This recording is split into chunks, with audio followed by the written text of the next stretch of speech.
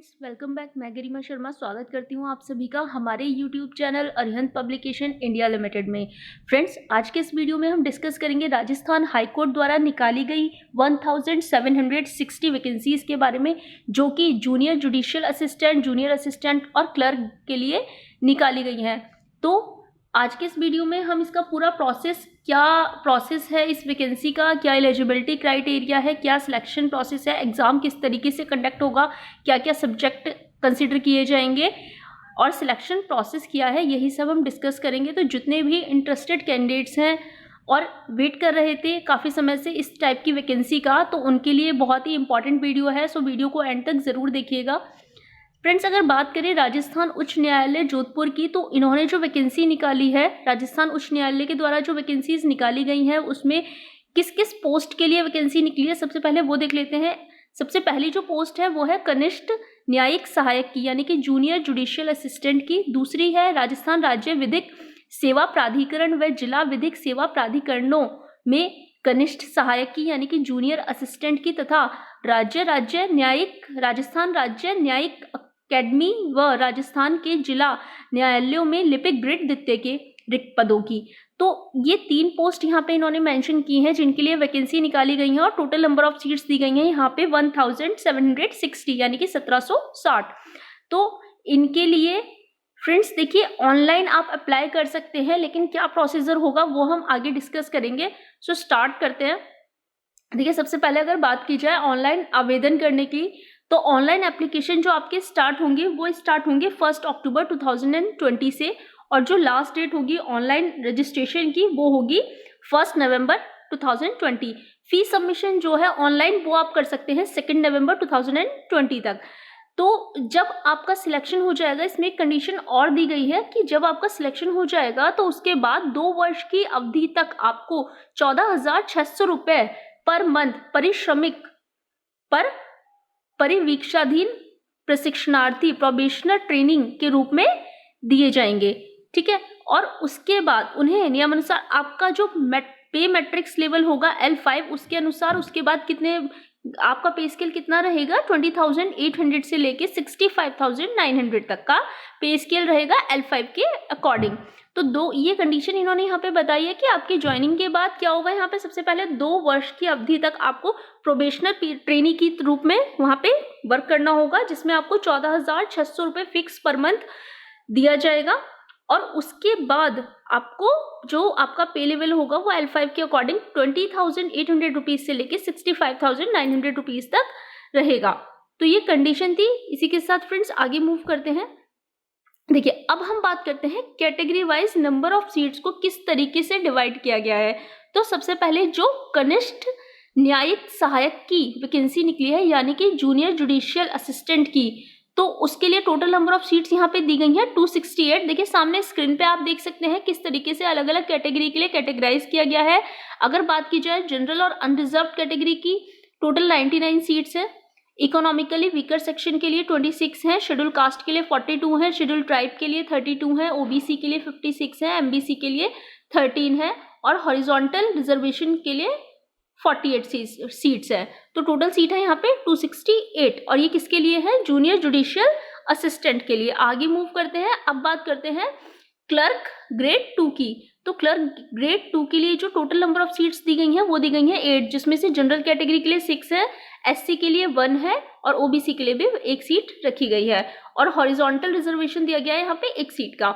आगे मूव करते हैं इसी के साथ। अब बात करते हैं जूनियर असिस्टेंट की, यानी कि कनिष्ठ सहायक की। तो इनके लिए टोटल नंबर ऑफ सीट्स यहाँ पे टोटल वैकेंसीज हैं 18, जिसमें से जनरल और अनरिजर्व कैटेगरी के लिए 14 है, एससी के लिए 1 है, एसटी के लिए भी 1 है और एमबीसी के लिए 2 सीट्स रखी गई हैं।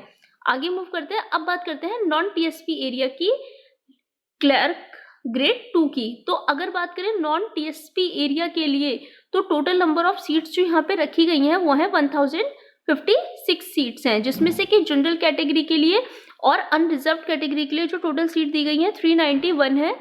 अगर बात करें हम इकोनॉमिकली वीकर सेक्शन की, तो 133 सीट्स दी गई हैं, शेड्यूल कास्ट के लिए 157 है, शेड्यूल ट्राइब के लिए 133 है और ओबीसी के लिए 183 सीट्स दी गई हैं और एमबीसी के लिए 59, और हॉरिजॉन्टल रिजर्वेशन के लिए 107 सीट्स रखी गई हैं। तो ये तो बात हुई नॉन टीएसपी एरिया की।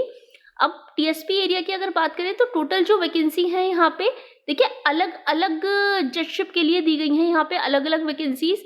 तो यहाँ पे आप सामने स्क्रीन पे देख सकते हैं टोटल 61 है, जिसमें से जनरल और अनरिजर्व के लिए 20 है, ईडब्ल्यूएस के लिए 3 है, एससी के लिए 3 है, एसटी के लिए 35 है, ओबीसी के लिए और एमबीसी के लिए कोई सीट नहीं है, और हॉरिजॉन्टल रिजर्वेशन के लिए एक सीट यहाँ पे दी गई है। तो ये तो बात हुई टीएसपी एरिया की। अब बात करते हैं नॉन टीएसपी एरिया में कनिष्ठ सहायक की भर्तियों की, यानी कि कनिष्ठ सहायक कौन, जूनियर असिस्टेंट के लिए। तो नॉन टीएसपी एरिया में अगर मैं बात करूं जूनियर असिस्टेंट के लिए, तो इनके लिए जो टोटल नंबर ऑफ सीट्स यहाँ पे दी गई हैं वो दी गई हैं 333, जिसमें से जनरल कैटेगरी के लिए 146 है, ईडब्ल्यूएस के लिए 26 है, एससी के लिए 43 है, एसटी के लिए 31 है, ओबीसी के लिए 70 है और एमबीसी के लिए भी 17 सीट्स हैं। और अगर बात करें हम हॉरिजॉन्टल रिजर्वेशन की तो कोई सीट नहीं रखी गई है। आगे मूव करते हैं इसी के साथ। अब बात करते हैं टीएसपी एरिया की। तो देखिए टीएसपी एरिया में कनिष्ठ सहायक की जो वैकेंसीज हैं उसके लिए टोटल नंबर ऑफ सीट्स दी गई हैं 16, जिसमें से डीएलएससी के लिए 5 है, टीएलएससी के लिए 9 है, पीएलए के लिए 2 है, जनरल और अनरिजर्व कैटेगरी के लिए 9 सीट्स हैं, एसटी के लिए 7 सीट्स है। और इन्हें किस तरीके से जजशिप के अकॉर्डिंग अलग अलग डिवाइड किया गया है वो आप सामने स्क्रीन पे देख सकते हैं। तो फ्रेंड्स ये तो बात हुई किस तरीके से टोटल नंबर ऑफ सीट्स जो है हमारी 1760 उन्हें डिवाइड किया गया है अलग अलग कैटेगरी के लिए। अब इसी के साथ आगे मूव करते हैं और बात करते हैं एकेडमिक क्वालिफिकेशन की कि कितनी मिनिमम क्वालिफिकेशन रिक्वायर्ड होगी अगर आप अप्लाई करना चाहते हैं इन पोस्ट के लिए।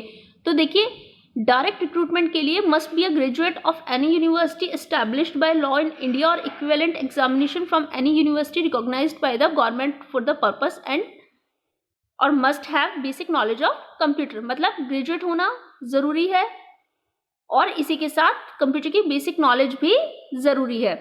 आप अगर आपके पास ये दोनों क्वालिफिकेशन है तो आप एलिजिबल हैं और आप अप्लाई कर सकते हैं। अब बात करते हैं फ्रेंड्स फिजिकल फिटनेस की। तो देखिए मेंटली और फिजिकली आपको स्वस्थ होना ज़रूरी है और किसी भी प्रकार का ऐसा कोई मानसिक या शारीरिक नुक्स नहीं होना चाहिए जिससे सेवा के सदस्य के रूप में उसके कर्तव्यों का दक्षतापूर्वक पालन करने में आपको कोई भी बाधा आने की संभावना हो। तो फिजिकल फिटनेस आपकी होनी इसलिए ज़रूरी है। अगर बात की जाए नेशनैलिटी की तो इंडियन सिटीजन होना या फिर सिटीजन ऑफ नेपाल या फिर भूटान का प्रजाजन होना है तो आप एलिजिबल हैं और आप अप्लाई कर सकते हैं। आगे मूव करते हैं फ्रेंड्स। अब बात करते हैं एज की। तो देखिए डायरेक्ट रिक्रूटमेंट के लिए जो कैंडिडेट की एज है 18 ईयर्स मिनिमम है और मैक्सिमम 40 ईयर्स दी गई है। अगर आप 18 साल की हो चुके हैं तो आप एलिजिबल हैं, आप अप्लाई कर सकते हैं। और अगर आप 40 ईयर्स से कम के हैं, आपकी जो एज है वो 40 साल से कम की है तो भी आप एलिजिबल हैं और अप्लाई कर सकते हैं। अब एज रिलैक्सेशन की बात करते हैं। देखिए 5 ईयर्स का एज रिलैक्सेशन दिया गया है किस किस के लिए, शेड्यूल कास्ट के लिए, शेड्यूल ट्राइब के लिए, अदर बैकवर्ड क्लासेस के लिए और मोर बैकवर्ड क्लासेस के लिए और वुमेन कैंडिडेट्स के लिए। लेकिन विडो के लिए और डाइवोर्सी वुमेन के लिए कोई भी एज रिलैक्सेशन नहीं दिया गया है। ठीक है, तो फ्रेंड्स एज रिलैक्सेशन के भी बाकी जो क्राइटेरिया है वो सामने आप स्क्रीन पे देख सकते हैं। आगे मूव करते हैं इसी के साथ। अब बात करते हैं कैरेक्टर की। तो देखिए आपको यहाँ पे कैरेक्टर सर्टिफिकेट शो करना होगा आपके यूनिवर्सिटी, जो भी आपकी लास्ट क्वालिफिकेशन होगी उस यूनिवर्सिटी से, वहाँ से आपको प्रिंसिपल से कैरेक्टर सर्टिफिकेट बनवा के आपको शो करना होगा। और इसके अलावा भी 2 सचरित्रता प्रमाण पत्र जो आवेदन प्रस्तुत करने की तारीख से 6 माह के से अधिक पुराने ना हो, वो किसी भी 2 व्यक्तियों से लिखे हुए आपको वहाँ पे क्या करने होंगे, शो करने होंगे। ये तो बात हुई कैरेक्टर सर्टिफिकेट की। अब बात करते हैं एग्जामिनेशन फ़ी की। तो देखिए एग्जामिनेशन फ़ी जो है अगर बात की जाए जनरल कैटेगरी की, इकोनॉमिकली वीकर सेक्शन की, अन्य पिछड़े वर्ग की, अति पिछड़े वर्ग की या फिर अन्य राज्य के आवेदकों की, तो जो आपकी एग्जामिनेशन फ़ी होगी 500 रुपीज़ होगी जो कि नॉन रिफंडेबल है। और अगर हम बात करें अनुसूचित जाति, अनुसूचित जनजाति के आवेदक की या दिव्यांगजनों की जो कि राजस्थान स्टेट से ही बिलोंग करते हैं, उनके लिए जो एग्जामिनेशन फीस होगी वो होगी 350 रुपीज़, ये भी नॉन रिफंडेबल है। आगे मूव करते हैं। अब बात करते हैं स्कीम की कि एग्जाम स्कीम क्या होगी और सिलेबस किस तरीके से होगा। तो देखिए एग्जाम जो होगा उसे 2 सेक्शन में डिवाइड किया गया है। पहला आपका रिटन सब्जेक्ट का होगा हिंदी, इंग्लिश और जनरल नॉलेज का, और जो दूसरा सेक्शन होगा वो होगा कंप्यूटर का टाइपिंग टेस्ट। सो फ्रेंड्स, अगर सेक्शन ए की बात करते हैं, सबसे पहले जो सेक्शन ए का जो एग्जाम होगा रिटन टेस्ट, वो आपका टोटल जो होगा 300 मार्क्स का होगा, जिसमें आपके हिंदी सेक्शन से टोटल जो हिंदी सेक्शन होगा 100 मार्क्स का, इंग्लिश भी 100 का और जनरल नॉलेज भी 100 मार्क्स के सेक्शन होंगे, जिसमें हर सेक्शन से, हर पार्ट से 50 मल्टीपल चॉइस क्वेश्चन आपके पूछे जाएंगे। और जो अगर बात की जाए मिनिमम मार्क्स की कि आपको कितने मार्क्स ऑब्टेन करने हैं, SC, ST और PH कैंडिडेट्स के लिए 120 और अदर कैंडिडेट्स के लिए 135 मिनिमम मार्क्स यहाँ पे दिए गए हैं। ड्यूरेशन जो होगी एग्जाम की वो 2 घंटे की होगी। ठीक है, तो ये तो बात हुई फ्रेंड्स बेसिक इन्फॉर्मेशन की। अब अगर हम बात करें, जो रिटन टेस्ट होगा OMR शीट के थ्रू कंडक्ट होगा, कोई भी नेगेटिव मार्किंग नहीं है। ये एक प्लस पॉइंट है इस एग्जाम में कि कोई भी नेगेटिव मार्किंग नहीं दी गई है। अब अगर सिलेबस की बात की जाए, देखिए 3 सब्जेक्ट हैं, हिंदी, इंग्लिश और जनरल नॉलेज। हिंदी का जो सिलेबस है वो सामने स्क्रीन पे आपको शो कर रहा होगा। संधि, संधि के भेद और संधि विच्छेद, समास, समास के भेद, विग्रह और सामासिक पदों की रचना, उपसर्ग, प्रत्यय, पर्यायवाची शब्द, विपरीतार्थक, विलोम शब्द, अनेकार्थक शब्द, शब्द युग्म, समशुद्ध शब्द, शब्द शुद्धि, वाक्य शुद्धि, वाच्य, वाक्यांश के लिए एक सार्थक शब्द, मुहावरे और लोकोक्तियां। तो ये तो हिंदी का सिलेबस है। अगर इंग्लिश के सिलेबस की बात की जाए, तो इंग्लिश के सिलेबस में improvement of sentences, tenses, sequences of tenses, voice, active, passive, narration, direct and indirect, transformation of sentence, assertive to negative, interrogative, exclamatory and vice versa, use of articles, determiners and prepositions, correction of sentence including subject, verb, agreement, degrees of adjective, connectives and words wrongly used, synonyms, antonyms, one word substitution, prefix and suffixes, confusable words, idioms and phrases। तो ये English का syllabus है। General knowledge की अगर बात की जाए तो current affair, geography and natural resources, history and culture of Rajasthan, ये 3 सेक्शन इसमें कवर किए जाएंगे। तो ये बात हुई सिलेबस की। इसके लिए आप राजस्थान की जो ऑफिशियल साइट है वहाँ पे भी विजिट कर सकते हैं, वहाँ से भी आपको डिटेल में सारी इन्फॉर्मेशन मिल जाएगी। सो फ्रेंड्स, आप बात करते हैं बी सेक्शन की। तो देखिए बी सेक्शन जो होगा, रिटन टेस्ट होगा आपका किस पे, कंप्यूटर पे। सबसे पहले इसमें 2 पेपर होंगे। पहला पेपर आपका स्पीड टेस्ट होगा, दूसरा आपका एफिशिएंसी टेस्ट होगा। तो जो पेपर 1 होगा स्पीड टेस्ट, 2 लैंग्वेजेस में होगा, हिंदी में और इंग्लिश में, जिसमें आपको 5-5 मिनट का टाइम दिया जाएगा। इसके मैक्सिमम मार्क्स होंगे 25। SC और ST कैंडिडेट्स के लिए मिनिमम 20 मार्क्स लाना जरूरी है और अदर कैंडिडेट्स के लिए 22.5 मार्क्स। ये तो बात हुई पेपर 1 की। पेपर 2 की अगर बात की जाए एफिशिएंसी टेस्ट की, तो 10 मिनट्स की ड्यूरेशन होगी, मैक्सिमम मार्क्स होंगे 50 मार्क्स का ये टेस्ट होगा। इसमें SC, ST और PH कैंडिडेट्स के लिए 20 मार्क्स मिनिमम जरूरी लाने हैं और अदर कैंडिडेट्स के लिए 22.5 मार्क्स। अब अगर हम टेस्ट की बात करें, जो टाइपिंग टेस्ट है, तो देखिए हिंदी का जो टाइपिंग टेस्ट होगा वो होगा कृतिदेव 010 में, और जो इंग्लिश का वो कैलिब्री में होगा। जो आपकी स्पीड होनी चाहिए मिनिमम 8000 की depression per hour on computer. Data will have to be feed in dual language such as English and Hindi. जो आपका डेटा होगा वो दोनों में ही फीड होगा। ठीक है, तो ये तो बात हुई फ्रेंड्स सेक्शन बी की। आगे मूव करते हैं इसी के साथ।